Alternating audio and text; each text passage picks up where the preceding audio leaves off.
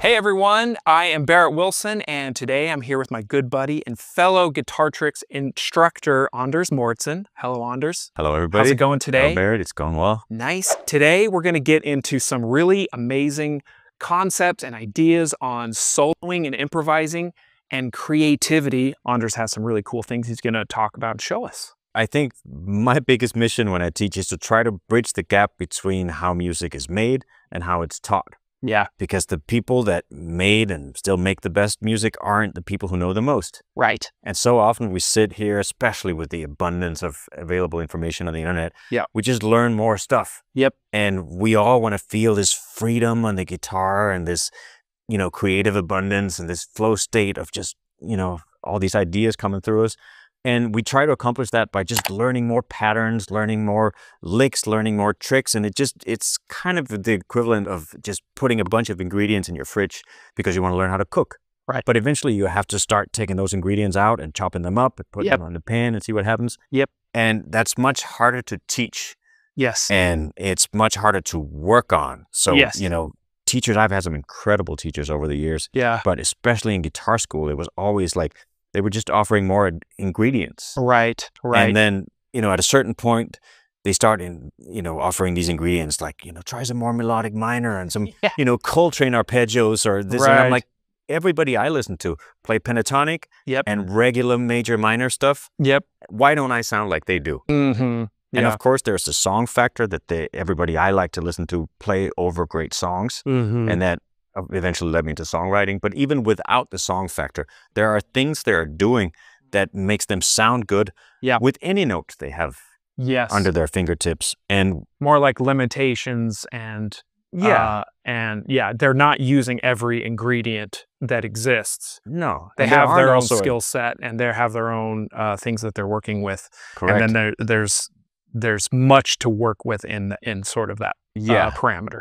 And a lot of them also go beyond the guitar. And a lot of these concepts we're going to talk about aren't guitar, you know, oriented, because I think the most boring guitar players are the ones who think about guitar.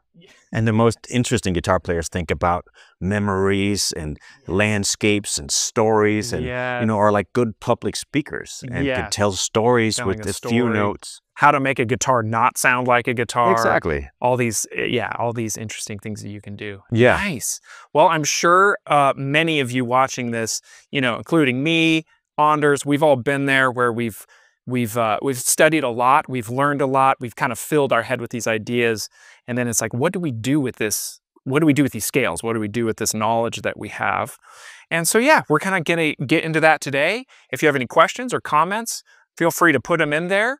And so let's get into it a little bit. Okay, so the first thing is actually something I learned from a teacher back in Denmark, and that is when you want your creativity to really get a boost, you limit yourself. Okay. And exactly. So even if we go to like a 12-bar blues in B minor, you know, the first pattern everybody learns, already has way too much available, you know, notes. So let's limit it to just be the notes on the D and the G string. So we have, and then we have the bend, the whole step bend, and the half step bend. Okay. So those are the only notes that exist in the whole world right now. So basically 4 notes, and then some bending. Yeah. So which kind of gives us a few extra notes. Let's say, which is an important point as to playing all over the neck, right? There are only 5 notes in the pentatonic scale. Right. And there are only 6 notes in the blues scale. So yeah, you can play all over the neck, but you're playing those same notes. Yep. And that was always frustrating for me, is I would learn a new pattern and then I would sound just as boring as I did in the other pattern because they're the same notes. That was exactly my issue. Also with music school, you learn these patterns from top to bottom or bottom to top, whatever, and it's too much. It's too much information. And a lot of times you don't get the feeling of what does this one note sound like? Exactly. And then what is the next note to it? Yep. Continue. Exactly. Okay, and by the way, if you're watching this video and enjoying it, what helps you boost your own creativity with lead playing?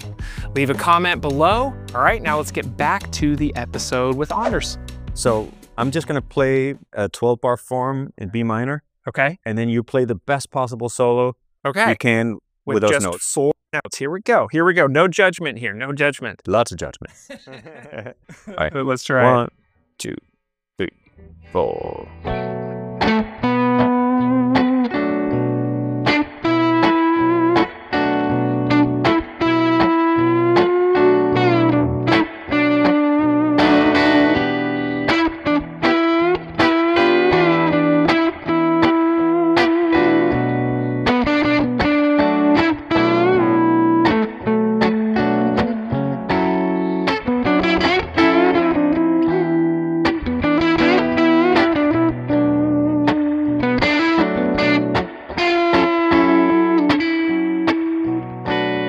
Very nice. It's a little weak ending there, but I made my way through it. How did it feel?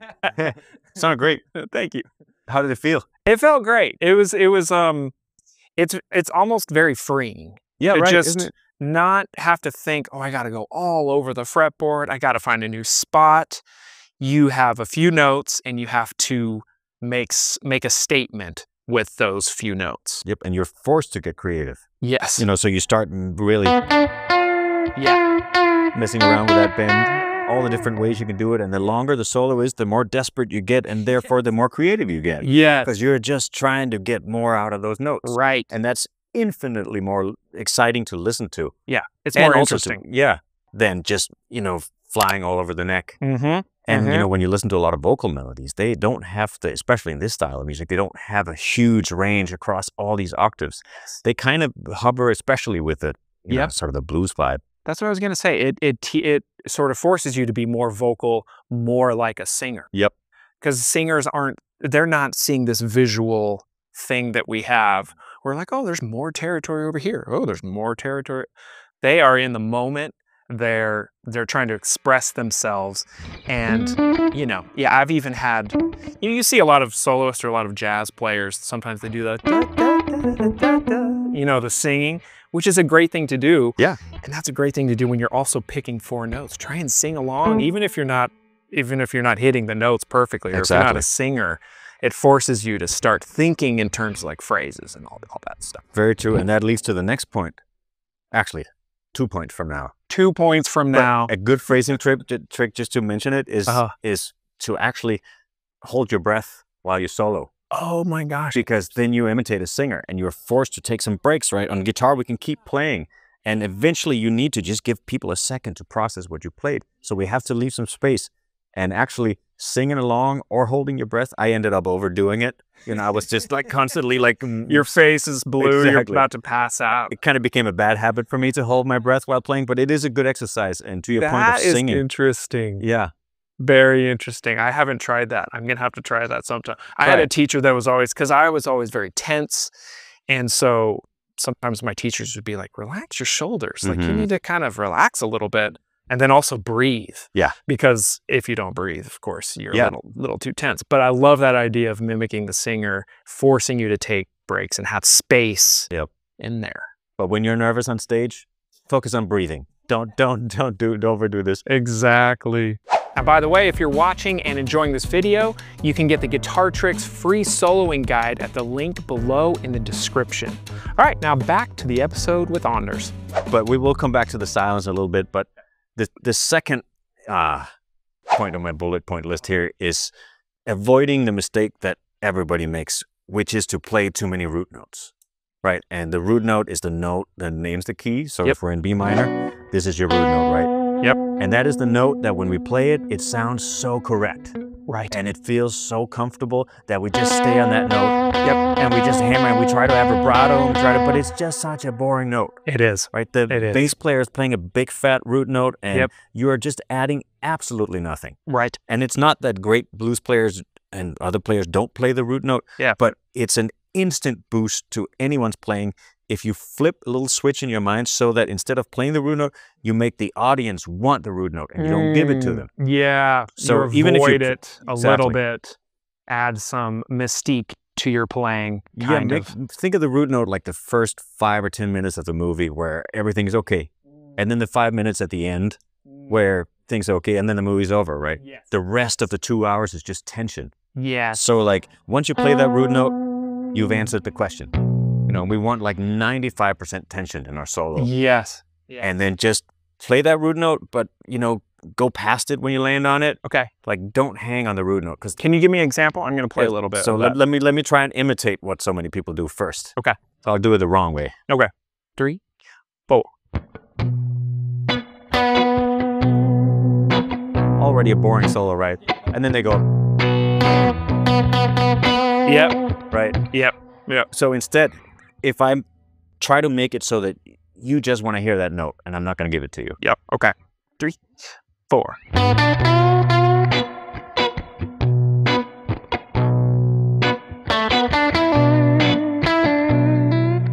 Oh.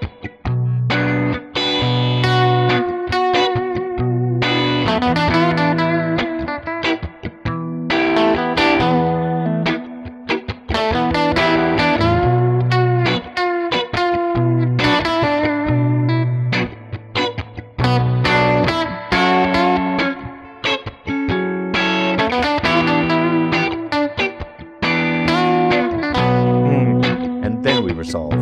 Yep. Yes. It's not that that's the greatest solo in the world, but Oh, that was amazing. That was fantastic. it's definitely a lot better than the first example, right? Where Yeah. you just people wait these. You know, that's another thing. Is like try to play a pickup to your solo, because then you're already off to a good start. 1, 2, 3. And then assuming the band is where you need it to be. you. No, that's I was good. like, what's he gonna do? That was. But So yeah, looking at the kick in guitar. the door, like, because Yeah. people will wait a couple bars, Yeah. and then they'll play a root note. And Yeah. that's like going out on stage and just being like, and it's a mic feedback, you know? Is this thing on? Exactly. So just kick in the door. Nice. Try to avoid playing that root note all the time. And it's not like you can't play it, because that's awkward, but just don't hang on it. Totally. Totally. Yeah. With any rule, the rule is made to be broken. Absolutely. But we're saying, like, that is the home note. That's the bass note. Not that it can't work, but you don't want to overdo it. You know, No. it's a little bit too safe. it just Yeah. instantly makes your playing more interesting if you try to avoid that note. Yes. You And mind if I definitely- give it a try? Absolutely. Okay, here we go. Let's see We'll do what it I a can little do. faster. 1, 2, 3, 4.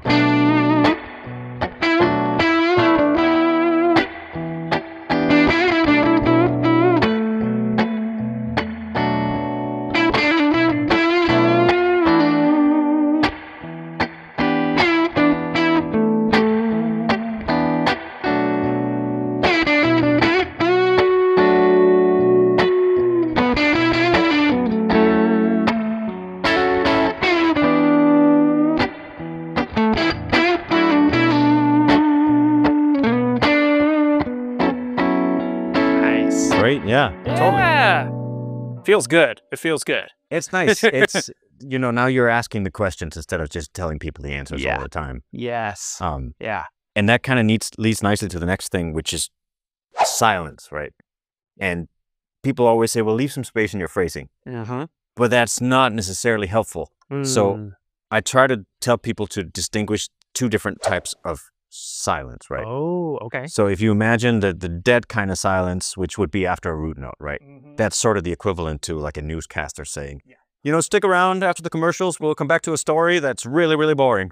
Like, that's not, Yeah. you know. It's not interesting. But if you've ever heard your significant other say, we need to talk, right? That's a different kind of silence that you feel. Yeah. It's a dreadful silence. It's Exactly. Like, And there's that's the kind of heaviness silence and you weight want. to Yep, it. exactly. Okay. Okay. So how we translate that onto the guitar is silence after a root note is the newscaster, Mm-hmm. Yep. and silence air. after dead air, exactly. Right,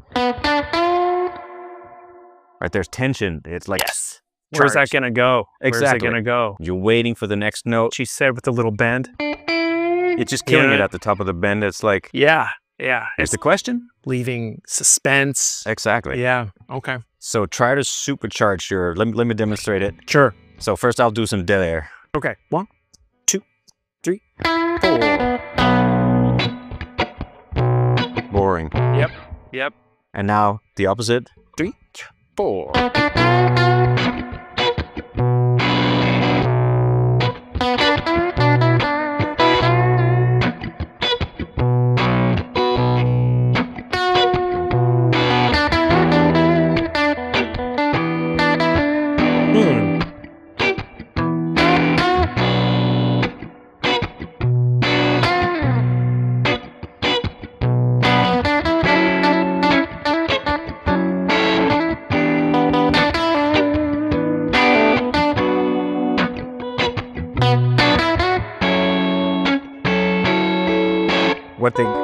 you know, we limited our notes, but oftentimes you'll hear blues players when they land on the root note, they just go, Yes. right, and then that's just a way to say, and then things are okay, but maybe not, right? So it just saves the silence. And so if you think of these concepts, it's not just while you're playing. Let me just tune up while I talk. It's also when you listen to your favorite guitar players, like, try to listen to these concepts instead of like, is he in pattern number 1 or pattern number 2? And why does this guy call it pattern number 2 when this guy calls it right? Get out of that headspace and listen to like, how do they make the story interesting? How do they build tension? And we're gonna get to a really important concept later too. Okay. But like, these are the things that go beyond the guitar. And makes you interesting to listen to. You know, they're not academic. They're not theoretical. They're if we're all caught up in these patterns and these numbers, we're not thinking about the soul of it. No, exactly. We're not thinking about the expressiveness of it. Also, that tuning while talking, that was something. Oh, you tuned that perfect while you kept talking. That was amazing. We'll see if it's perfect or not. Why we have Anders here, everyone. Tuning and talking. If you need that, you call me. So now we get to the part where we play all over the neck, right? Because eventually now I'm starting to get frustrated that I only have these notes to play with. At first it's freeing creatively. But eventually we got to break loose. Exactly. We have to let the beast out. Exactly. While always remembering that even when you have all this available, you got to take your time in every spot. And creativity comes from just pacing yourself a little bit as opposed to going, you know, more of a slow burn. Yeah, exactly. And especially in some of the things we'll get to in a little bit where we talk about creating a rise, you really have to pace yourself. And for me, if I'm feeling a lot of restraint while I'm playing, that's when I'm doing it right. Okay. Most of the time. Holding back a little bit. I'm holding back. I'm pacing myself. That is something that I've struggled with a lot in improvising and souling, is you get so excited. And there's a lot of adrenaline involved, especially when you know people are watching you. You're on stage. There's a lot of pressure. And just because you have so much adrenaline coursing through you, it forces you to overdo it a lot. Exactly. So that restraint is something that you have to practice. I mean, that's a practice technique in and of itself, is just learning how to have that restraint. Absolutely. And that's where breathing comes in again. Like, play a note, leave them hanging on a question. Take a deep breath. You know, like if you just start with your little pickup to the solo and then take a couple of deep breaths, you're off to a great start. Calm down a little bit. Think about what you're going to say next. Organize your thoughts. Exactly. Okay. So now we get to the point of playing all over the neck, right? Which is what everybody always asks about. And that's why there are a million courses out there on the Cage system or whatever. I'm sorry to just come down on the Cage system all the time, but it has its time and its place. It's helped me at certain times, but it's one of those things you got to dive into it and then you have to put it away. Right? And there's no time that you spend learning anything on guitar is wasted, but it's not going to fix your problem because you're just playing, right? You can play this lick, you can play it. You can play it a million places on the neck, but it's the same notes. And again, there are only 5 notes in the pentatonic scale and only 6 in the blues scale. So you're not really reinventing anything by playing all over the neck. And the complexity of the pattern numbers, and you know, everyone labels pattern numbers differently. Because it's not real. It's a lot of confusion. And go on. No, absolutely. So I think a better way to do it is to learn octaves. So like, learn this lick, right? This little in another octave. Where can you find it? Well, we know we have another root note here, so that means we could play it here. Exactly. So now you can do all these exercises playing here instead. Or you can go up an octave, which would be up here in the 12th fret, right? 10 and 12. Yeah, that's sort of the Stevie Ray Vaughan pattern, right? Or he would imitate Albert King. Yes, or a little bit of is that the BB box a little bit? BB is sort of a major. It's a little bit more major, Oh yeah, that's right. It's kind of like the minor version of the BB box a little bit. Exactly. The minor major thing always Here overlaps. We are getting into terminology that's not needed. But don't never beat yourself up for anything you've spent time on, because it's all helpful, but it is also important to know the limitations of these different methods that you find out there, because all the teachers in the world are trying to do their best to do our best to help everybody figure this thing out. Right. But again, the paradox is that the people who most of us listened to Yeah. didn't think like that. No, and then not you have at all. people like us who are sort of trying to make sense of it after the fact. Exactly. Exactly. But so yeah, so now we have playing the same lick in different octaves, right? And then if you play this lick, you get this diagonal scale pattern. That was just me playing the low version, which I think is a much more natural way to play the guitar, is diagonally rather than these like between the floor and the ceiling, which is just... It's not natural. And it's, you know, it's like, I figured I learned that when I started learning Jimi Hendrix a little bit. Yeah. I think he did that very naturally. Yep. Which was just like... Because I can guarantee you, he didn't learn the patterns the traditional way. It's just a natural thing on guitar, and you're exactly right. You're connecting these octaves and these root notes, essentially. Exactly, and you're aware of what the notes are. Yeah. Which sounds incredibly complicated, but it's really not, because there are only 6 of them in the blues scale. Yep. And knowing where your roots are and knowing what the third does, then that means that, okay, if you all of a sudden know, well, in order to go from minor to major, you just raise it by a half step. Then all of a sudden you have all that available, because now you know what the notes are, as opposed to just learning a bunch of visual representations of these arbitrary patterns on the neck. Yes. So that has to do with playing anything in different octaves. So tell me this, because this was a big realization for me. I think I mentioned it earlier. Music school, we're learning these patterns, and you know, you can almost get kind of dizzy learning these things after a while. And then I don't know how I realized this, but I just decided focusing on an octave at a time. Even when learning complex scales, I'm just going to focus on the octave only. And it helped so much. Also, because a lot of times, especially when we're improvising, we might not need like low E and low A all the time, because those lower strings. It's nice to kind of really have an ear for the higher strings, the treble strings. So what would you say is the best way, like if you were to unlearn everything and restart, how do you approach learning these octaves and these root notes? I think just by ear. Just by ear. Right, so like you already have the one, like you have 3 root notes within the first pattern you learn. So find those first, right? Yep. All the B notes. Yep. And then go from there. Like, okay, where else can you find this note? And then you go, okay, well, let me try the same thing. Okay, that doesn't work. So then, oh, that's because the B thing is weird. So, okay, so now I know that. Where else can I play it? I can find this note. And then you can use your ears to find those notes. So just take a simple lick and play it in different octaves.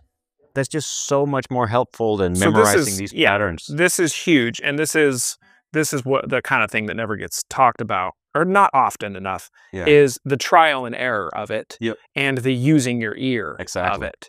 And there's so many mistakes, like right there, that B, you know, that movement, like that movement here, doesn't work here.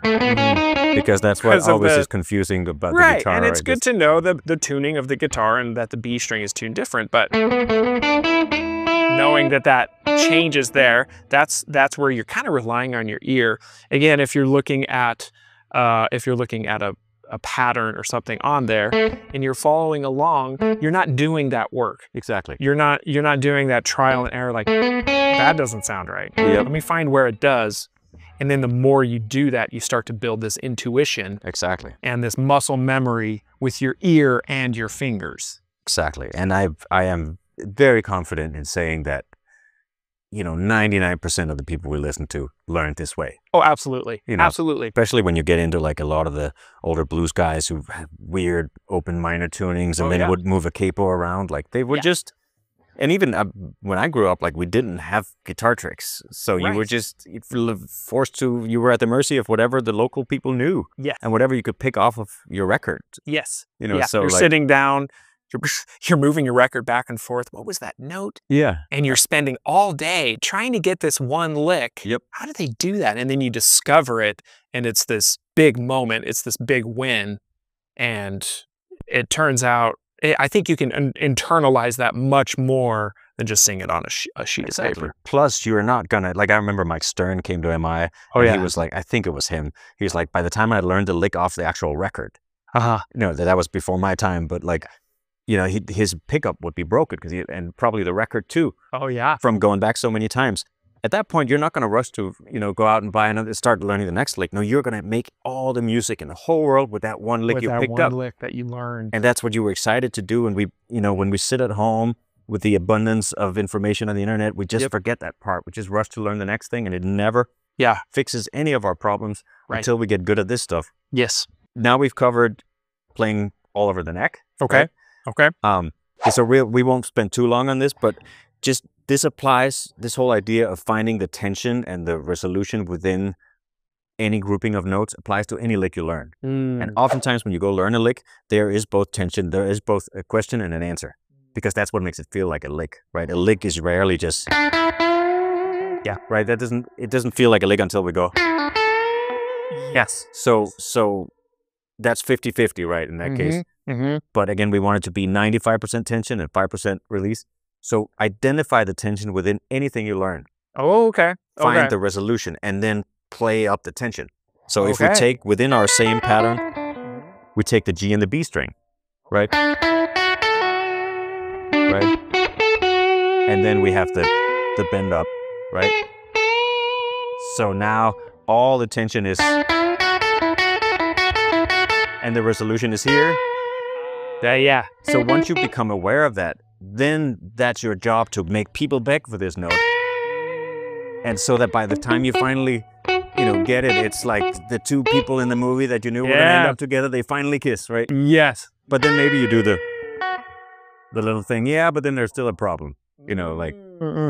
But so that's just to say that, like. So this is you're engaged in this sort of, you're thinking of how these notes are adding tension, taking away tension in the moment. Exactly. Essentially. And playing up the tension part, which is our job in order to, you know, give an effective speech or tell a story or play a guitar solo, is we want there to be tension. Every single story, every single movie you've ever watched, every book you've ever read is mostly tension and conflict. Yeah. And that's how we want to play. Otherwise it's just boring. It's just, if you play the same lick, and you play the same lick again. You know, just the root note, you know, nothing happens. Nothing happens at all. Yep, 2 hours later, still nothing happens. So that's just a really important thing when you learn stuff, whether it's a little grouping of notes or a lick. Just find the tension and play up the tension, and think of yourself as a creator of tension and a creator of drama. And you want people, like, if you do this well, then you're going to be the guy at the blues jam or the girl where you may not be up there with all the flashy technique, but people will stop talking and listen to your solo, and they won't know why, but they were just like, oh, it's subconscious. It's hypnotizing at that point. Yep. Yeah, the guitarist or the soloist holds all the cards. Yep. Is in control of the room. Yep. Just like a good public speaker. Yeah. You know, just they'll leave space and they'll leave you hanging on a question. And so, that's amazing. Okay, tension. Tension. So that holding the tension. You're in control of the tension, looking for it in every kind of lick that you play. Teasing people.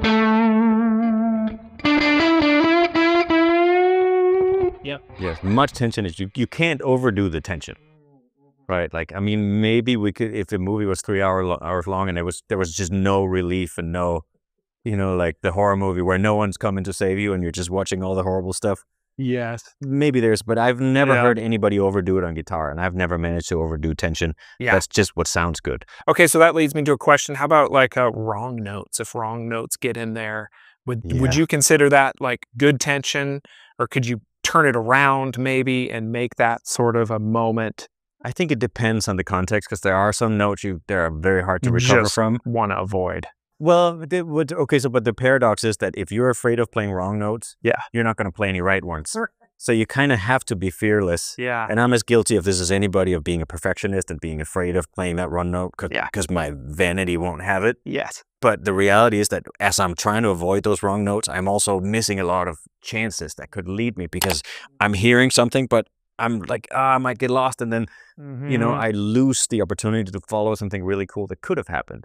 So don't be afraid of the wrong notes. And oftentimes you will hit a wrong note that sounds cool. Yeah. And then you got to be open to it. And you got to resist the sort of impulse to start beating yourself up and become full of adrenaline because you made a mistake. That's the big one. That's the big one right there. And it's hard. Yeah, it is. There you get super self-conscious and you're just like, the worst guitar player in the world.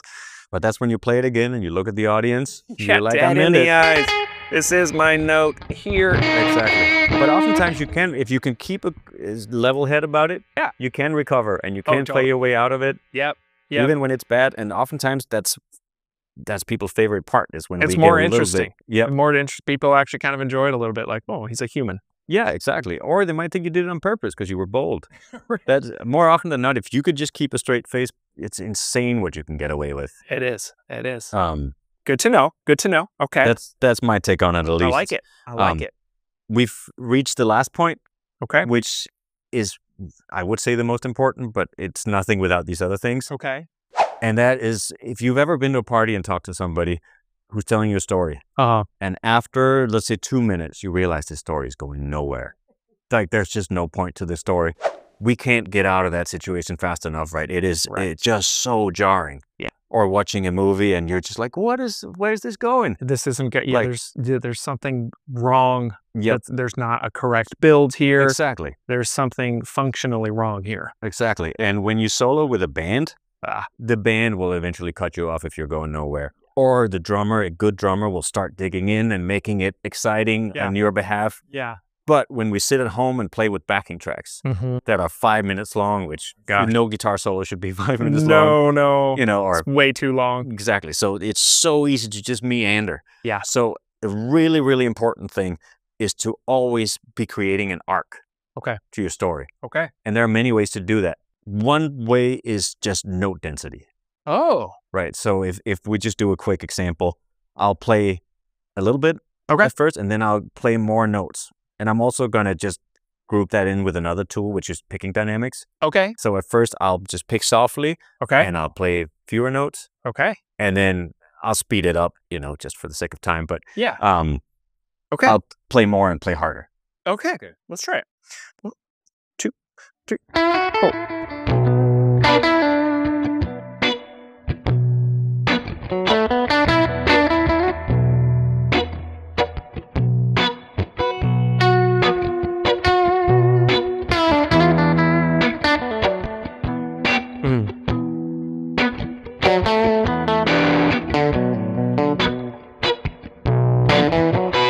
Silence there.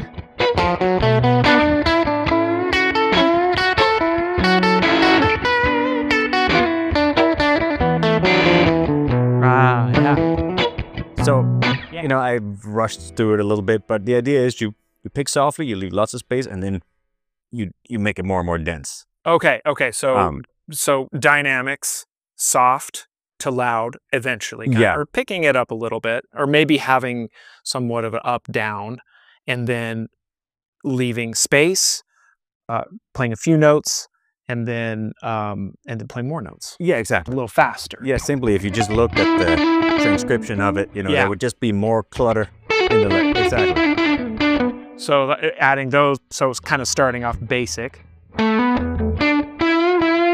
Short phrases, lots of space. Little space. Yep. Exactly. A little call and response. Yep. And then maybe, you know, something a little busier and kind of building it a little bit. Exactly. Okay. So that's one way to create an arc. Another way is moving up the neck. Okay. You know, so maybe let me demonstrate that. Absolutely. So, 1, 2, 3.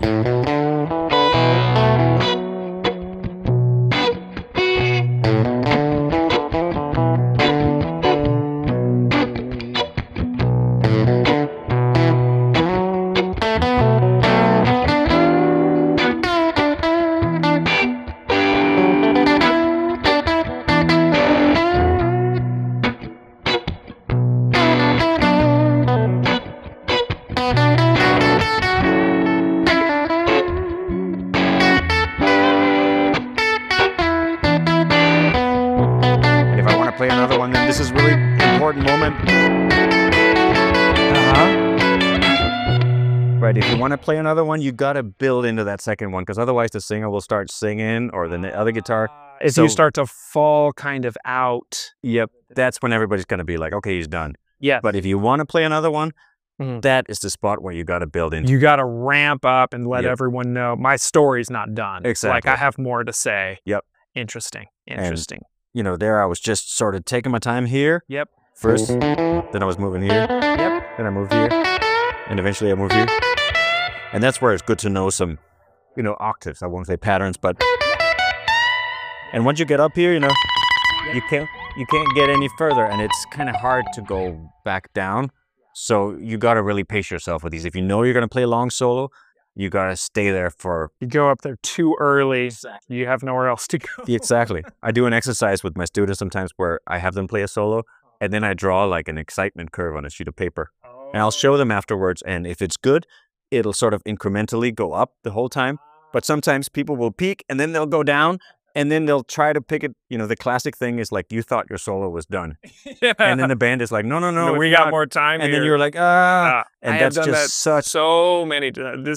And that kind of leads me to my next question, which is like, you know, a lot of this, you can't learn practicing at home, right? You have to get out there. You have to play in situations where you can only learn this stuff when you're on the job. Like the form, like learning the form, feeling the form, knowing when to ramp up your solo.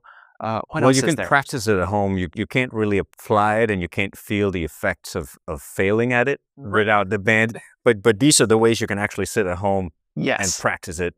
Totally, totally. So that when you go with a band, you maybe don't have to, you know, do the first 5 epic failures. You can skip some of those. And go straight to, like, even if you don't know all the notes, even if you aren't the most technically advanced, you can still play a great solo, and maybe you'll be the person who's like, I like that guy. I don't know why. You know, I stopped my conversation while I was playing. Yeah. You know. Yes. Yeah. No, that totally makes sense. Yeah, you can absolutely practice these ideas at home. Yeah. Yeah, and then take them to real life experiences where you're gonna learn a whole lot more. Yeah, exactly. And that's important. But yeah, you know, and a lot of this stuff, a lot of people learned it from being in those playing situations. But the thing is, like, not everybody has access to real life playing situations, and you usually don't get to play with a band until you're pretty good. That's a good point. So like these are ways to practice the things that really matter. Like if you're good at this, and you're good at listening and being able to have a conversation, and you have good rhythm, which we should do a separate, you know, episode on. But if you have good rhythms and you're good at this stuff, then you can go out there and make music with people. Absolutely. And you'll do just fine. You'll do just fine. Yeah, you'll learn. The rest will just kind of fall into place, click in. Yeah. Well, that was amazing. I learned a whole lot and reinforced a bunch of things that I think are incredibly true. And these things are so great of kind of getting you out of your head, right? And out of the guitar headspace. Out of the guitar headspace. Boring place to be. Yeah, you know, and sometimes you just have to put those things down, try some new avenues of thought. We got a lot of good ones here. Yeah, good. Yeah, great. Thanks, Anders. Thanks for having me. Absolutely.